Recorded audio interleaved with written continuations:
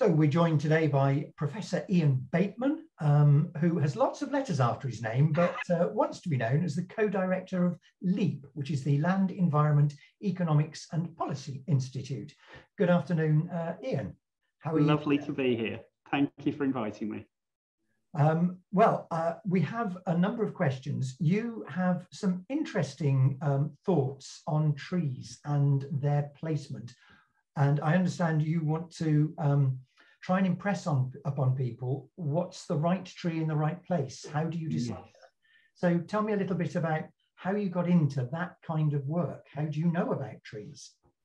Oh, that really takes me back, actually. So when I was a little boy growing up in very central Birmingham, right in the city centre, wasn't an awful lot of trees actually around there, but my dad was a carpenter and had a great love of trees and wood and that sort of stuff. And he would take us out every weekend and we would go to the Malvern Hills or to the Cambrians just inside Wales. And it would always involve going to a woodland. And so, you know, I just thought it was totally natural to be able to walk around and say, oh yeah, that's a beech and that's an oak and oh, there's a hornbeam and all that sort of stuff.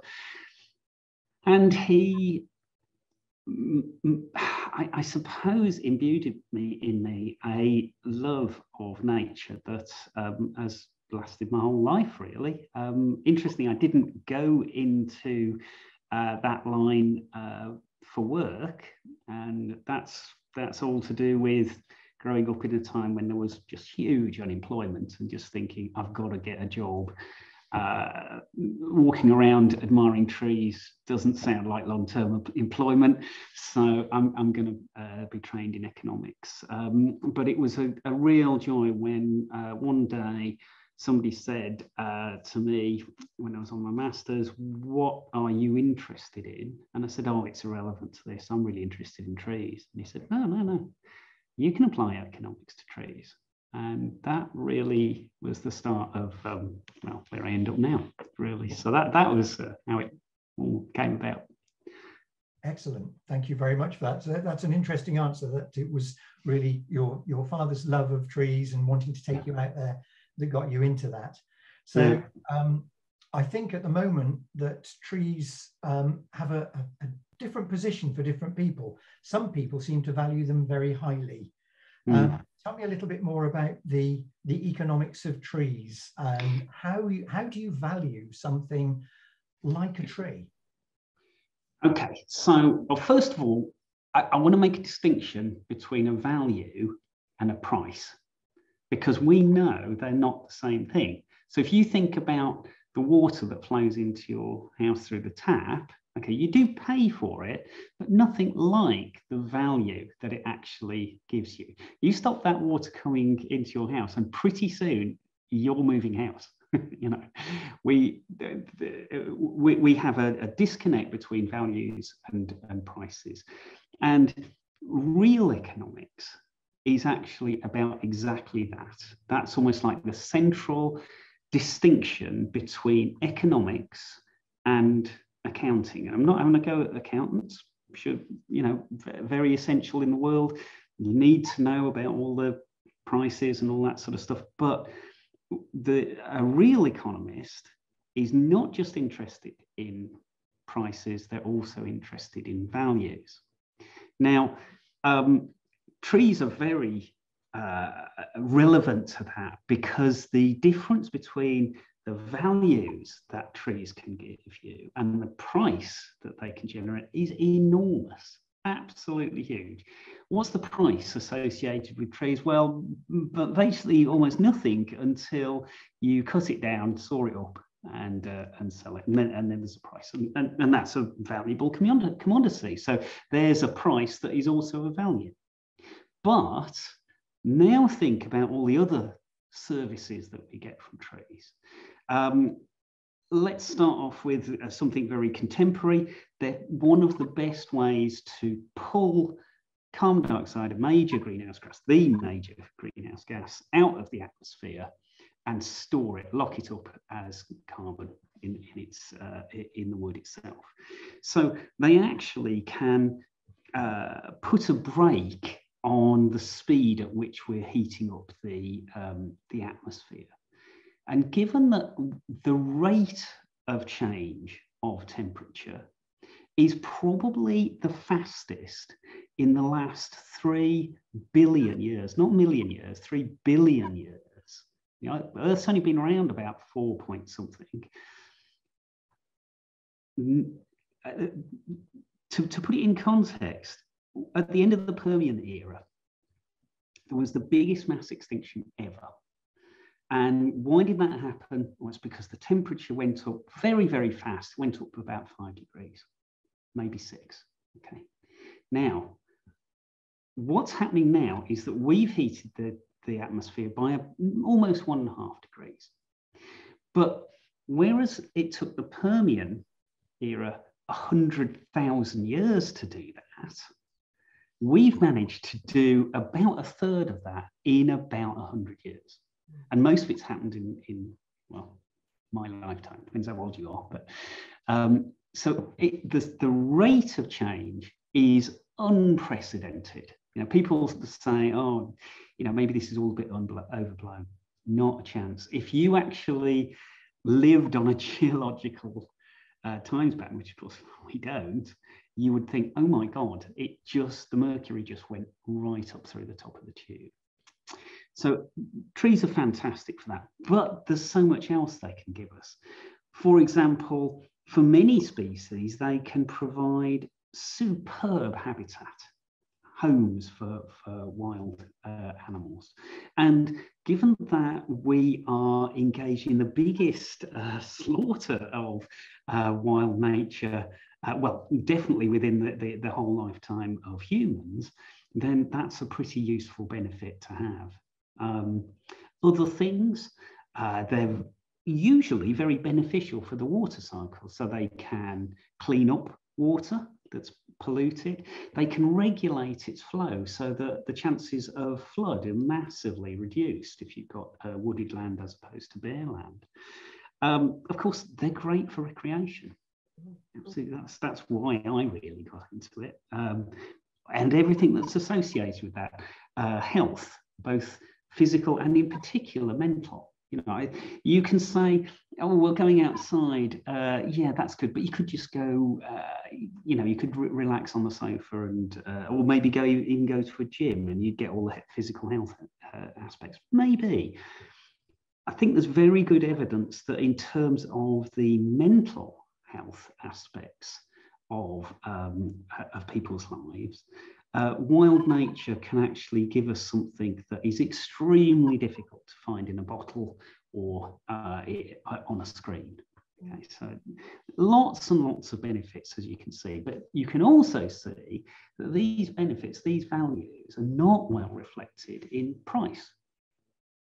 Okay, big difference there. And the job of the economist, the real economist, is to try and bring those values, where they're out of line with prices, into decisions, because otherwise we just make decisions to do with prices. And unfortunately, you can see that with regard to trees, you really wouldn't be capturing anything like their value if you only looked at price. So that's really one of the things that I'm very keen to actually try and do. Yeah. Ian, if I might pose you a question, obviously we're very much aware of the push that's going forward to bring more education just into the primary, primary schools, nurseries, secondary, tertiary, across the board, fully across the board. Do you think it would help if we had, I know we have an environmental department in the government. Do you think it would help if we actually had ministers for trees, just actually niching down to having a minister that's responsible for the trees in this country, who could drive that agenda forward to reinforce that message, critical message for the knowledge, which many of us feel, many environmentalists feel, is sadly lacking? Yeah, I do. I completely agree. And the problem with any institution like government, that is trying to deal with multiple requirements on it, because we don't just need trees. We need hospitals, we need roads, we need, you know, all of those things. Is that unfortunately things tend to get siloed. And the real world reality of trees is that they are part of the environmental system. And there's the environmental system is composed of connections between things, which means that if you prod one area, lots of other things happen as well. Okay, so for example, let's see what happens when you don't have somebody realizing the multifaceted nature of trees, and instead you think you have a policy, as we did for many years, which says we want to produce more food. Unfortunately, and then that's a good policy. Food's absolutely essential. You know, don't get me wrong at all. And I'm absolutely not anti-farm. Farmers, good people, often not getting paid terrifically for what they're doing, and certainly the vast majority not having any ill intent at all, as they're often portrayed.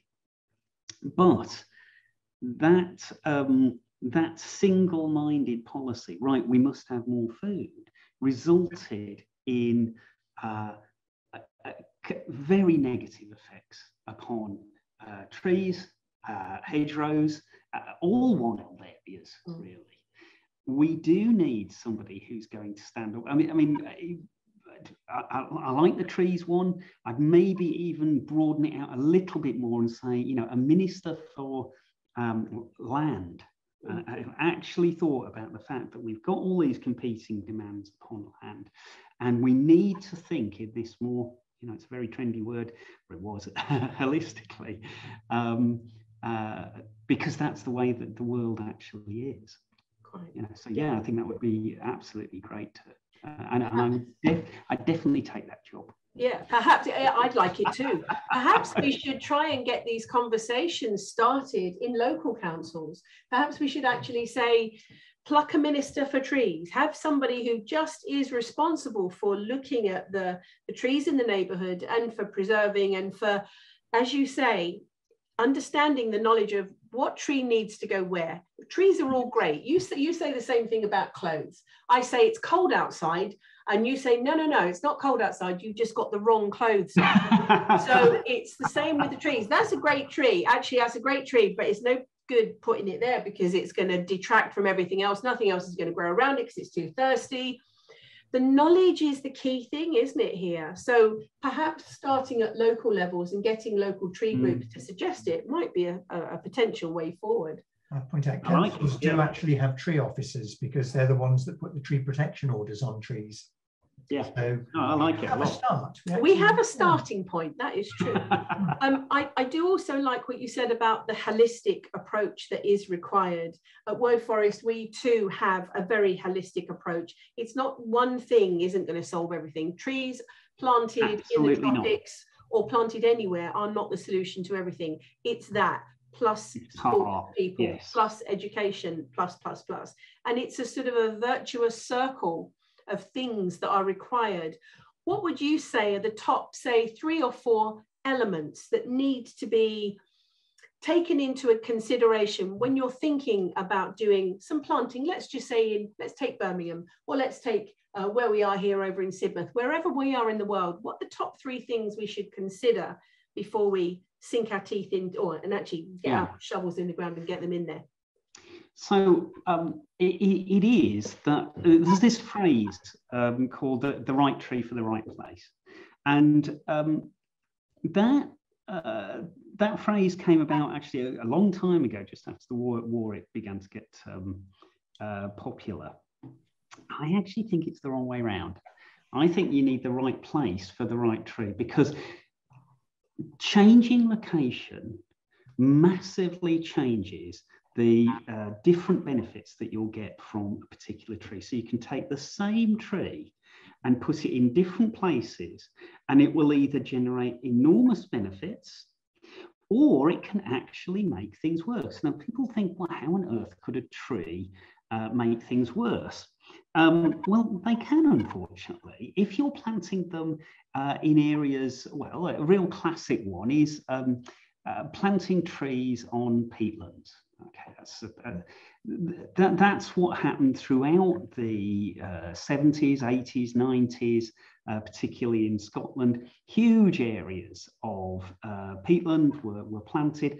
Unfortunately, when you put trees on peatland, the natural very high water content of that land is dried out, and the peat literally virtually dissolves into the air.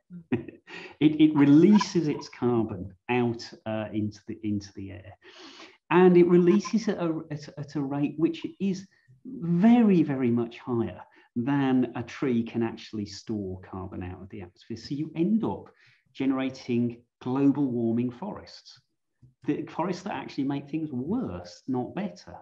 And of course, then you've got to think about, well, what are these other benefits that we might want to get? Biodiversity. Well, what are the species that you're trying to enhance here? Well, they obviously vary all over the place, and you've got to be thinking that there are some places which shouldn't have trees because, for example, the species that are of importance there might be heathland species, and they're really not going to thrive in those areas. But getting the right place for the right tree can generate these colossal benefits which will last many, many generations. So the thing I'd look at first is the place. You know, and you say the top three, and you know, I've got a lot of sympathy with that. But I suppose what I'd say is the best thing is think about how you make your decisions, and think about the fact that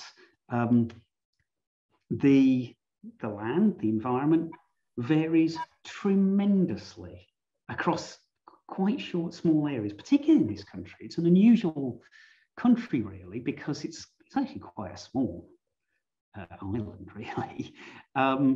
And it's composed of very different geologies and very different elevations and stuff like that. And there isn't one solution for the whole area. We're not looking at, you know, I once spent a few months working in Kansas. It doesn't matter where you are in Kansas, it's all the same. That's probably, don't say that to anybody from Kansas, but you know, in relative terms, it's pretty damn similar right the way across the whole place. That's not true here. You know, you can see radical change across the environment of Britain in very short spaces of distance. So that it's about thinking about the way in which you're making decisions before you make those decisions. So perhaps connecting with local green groups, local growing groups, local nurseries, even to sort of see who's retained that knowledge, who knows, you know, a bit about the land. If you're looking at a community project, approach groups in the area to see who can offer the best advice. You're absolutely right, and that biodiversity is critical, but you need to go with what's going to go well there. Yeah, I actually think we need a sort of multi-level sort of governance on this. We do need government at the top taking a strategic view and realising that you can generate much greater benefits for the constrained resources that we have. Yes, we should have more resources, but that's an easy thing to say. Whatever resources we've got, you can make much greater use of them if you do the right things in the right areas. Then when you come down to local areas, and you've got a set of priorities within there, the actual conversion of that into local action, that's when you really need those sort of groups there. But I would also make a plea for the farmers as well. Now, there's huge antagonism between conservationists and the farming community, and I do think that's unfortunate because, well, as I say, you know, many farmers, they're not trying to do the wrong thing. They are trying to, and Devon Cornwall, where we are, a lot of them is quite small farms, really. They're not the sort of barley barons that I used to interact with a lot when I was working over in East Anglia. They're people running farms that are relatively small. They're driving around in old cars that don't work very well, and they're not doing that because they enjoy waiting by the side of the road to get towed anywhere. You know, it's a reflection of the fact that they're not particularly well off, and we have to slightly put ourselves in their shoes. If we want farmers to be part of the solution, they can be part of the solution, and they can be a massive part of the solution, because you know, the ability of local groups to control land is quite constrained. If you say, well, we're not going to interact with the farming community, you're immediately getting rid of about 90% of the land that isn't actually built on. So, you know, engaging with them as well can really help, but we have to put ourselves in that position. Saying to a farmer, you shouldn't do that because it will have major impacts on local communities, or, you know, if you did this, it would benefit local communities greatly. We've got to also think, what we're saying is you ought to bear all the costs of that, and the people around you will generate enormous benefits from that. And, you know, would you do that? Would I? You know, I think there's a limit to how much and I think most farmers do try and do the right thing, but there is a limit, and we have to recognise that and say, right, well, we will try and organise things so that farmers, at very least, are not the ones actually paying in lost income or something like that for these benefits for everyone. I would say then, so from your points then, so the key 3 points there are, obviously you've got to have the right place. The place is critical, but it is connecting to the local communities, as you say, and the farmers too, and so on. What would, so your, and I want to hear all of your thoughts. The final point then of the 3 things. So obviously, yes, what would your final point be for consideration with just getting that right thing in the right place? Okay, I mean, I'm going to first of all just slightly pad out that location thing, because you've got to think about. You got to think, you know, you're acting on this environmental system, and you know the word system. What on earth do I mean by that? I mean something where you prod one side of it and another side bulges out. And it will always do that because that's the nature of the beast. You know, you change land use here, it changes water quality there. You know, I mean, you've got to bring that into your decision making. I suppose the other thing, which is perhaps maybe a little esoteric, is what is good? What are we actually aiming for here?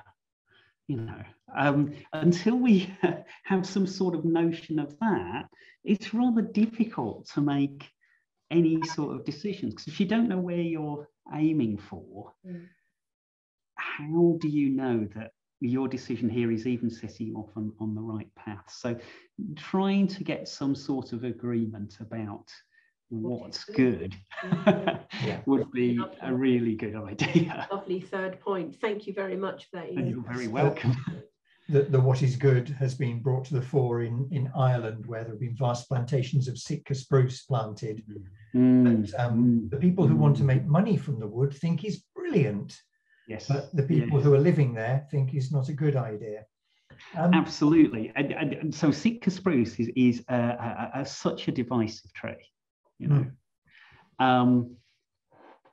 so let me first of all force myself to make the case for Sitka spruce, which I admit I find difficult.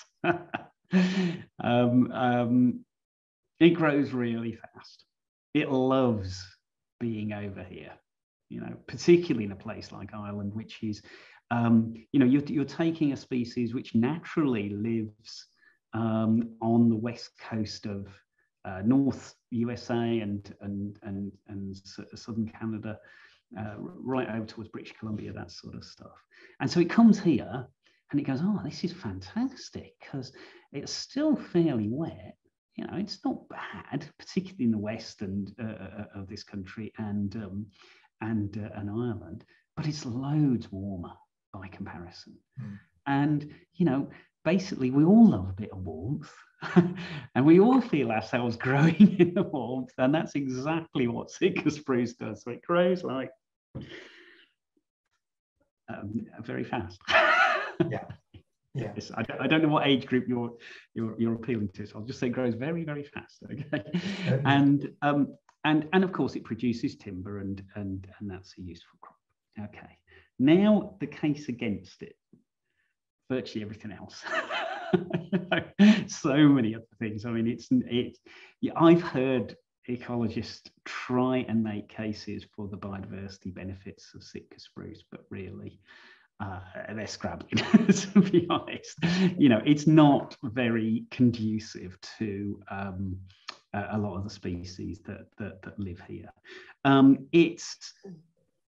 I think the politest thing you can say about how it looks is when it's young, it's absolutely impenetrable. And you can't walk through a young Sitka spruce plantation because it's just like this in front of your face. The older ones, you know, it's got a limited range of species around it, and they're big and they're looming, and I wouldn't want to live next door to a big Sitka spruce plantation. So I greatly sympathise with that.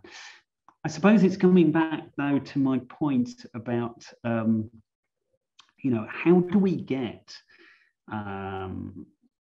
people that own land? You know, so I'm not going to advocate the end of capitalism and private property or anything like that, because I just don't believe that's going to happen. So accepting that people are going to carry on owning land and therefore within reason be allowed to do what they want with it, which you might contest, then we have to think about ways of inducing them not to. And there's a few, well, there's two basic ways that you can do that. One is you can try and regulate, and you can say, I'm sorry, but you can't put your serried ranks of incredibly fast-growing Sitka spruce within, you know, 200-300 yards of people's communities, because it's not very pleasant. Or the other one, and it could be a combination too, is basically some sort of incentive. And you say, right, you plant Sitka spruce, that's your own lookout, but you plant these species and we'll give you a subsidy for it. Yeah. You know. On the species topic, there are a lot of people have said to me over the years, you should only plant absolutely native species in Kenya. And that would be all very well, apart from the fact that with the temperature rise and droughts that they're suffering, the native species are no longer quite as good at surviving. So do you think we should be looking at the right species based on the expected environment? Yes, absolutely. I'm afraid we have to. Yeah, I mean, I get great fun out of watching ecologists fight with each other about what is native. And, you know, and people will say, that's not native, the Romans brought it in. And I was thinking, that's quite a while ago, you know.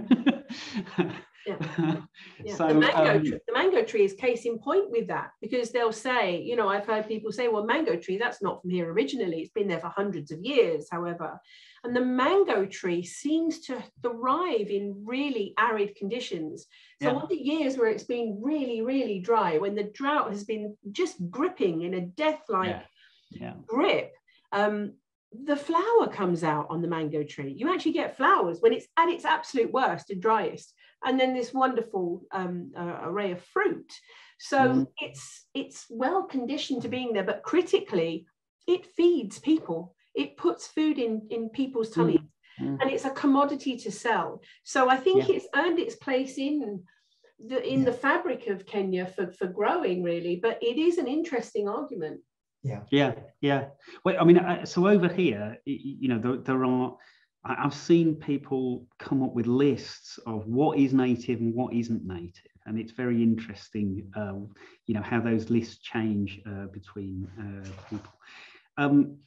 With regard to your point, though, in particular, Simon, the world, very sadly, is changing at this phenomenal rate of speed. You know, and the very fact that people of my age can detect some difference from when they were children is bonkers, absolutely bonkers. You think how short a human lifespan is compared to geological periods. None of us should ever be able to tell a change across our lifetime, because we just don't live long enough for natural rates of change to be at all discernible. And yet we are altering the world so fast that is no longer true. It's very, very scary. What is going to happen is that species, and I don't know what you'll think about this, but species like Sitka Spruce, which for anybody who's not familiar with that, by the way, it's a conifer. As I say, you know, comes from coastal North America.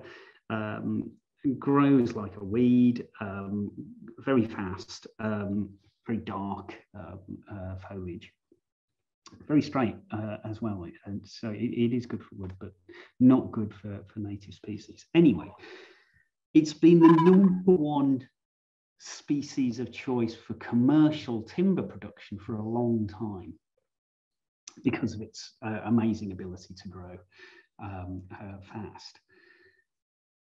But it's grown here, as I said, because it's a bit warmer than it normally experiences, and it likes that, providing it keeps getting enough rainfall. And unfortunately, that is beginning to change for the Sitka spruce. And areas of, in particular, southeast England and spreading, if you can almost imagine a sort of, you've got the map of Britain, and you can almost imagine a diagonal across it, slowly moving from the southeast of England across, I'm trying to do it this way for you, towards Wales and Scotland, that sort of stuff. And it's literally pushing dry summers ahead of itself. And there is a limit to how much a tree like Sitka spruce can take that, you know. And so it's almost like climate change is pushing the Sitka spruce off the island into the Irish Sea. Okay. So the rate of growth that we have seen for Sitka spruce over the last century will not be the rate of growth that we see in the future. And interestingly, this means that other species which actually would like it a bit both warmer and are perfectly happy about it getting a bit drier, so for example continental oak, will actually follow that wave. And actually, you know, if there was no humans around, it would be following the Sitka spruce towards the ocean. So we have to plan for that. There is no point planting trees with one of the main objectives being to remove greenhouse gases, carbon, from the atmosphere, and then finding out that in 30 years' time, they're all dead because it's too droughty for them. Yeah. So we have to plant with that in mind.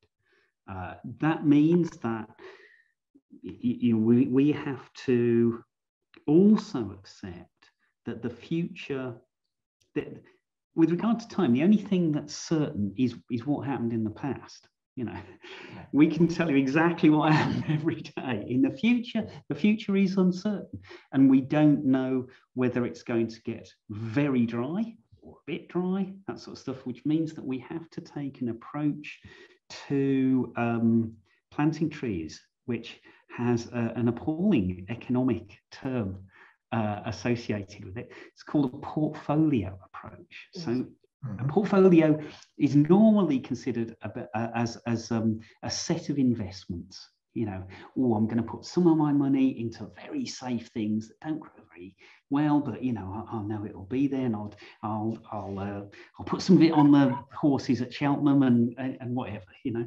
And we have to take that sort of reality, which is ahead of us, and make decisions with that in mind.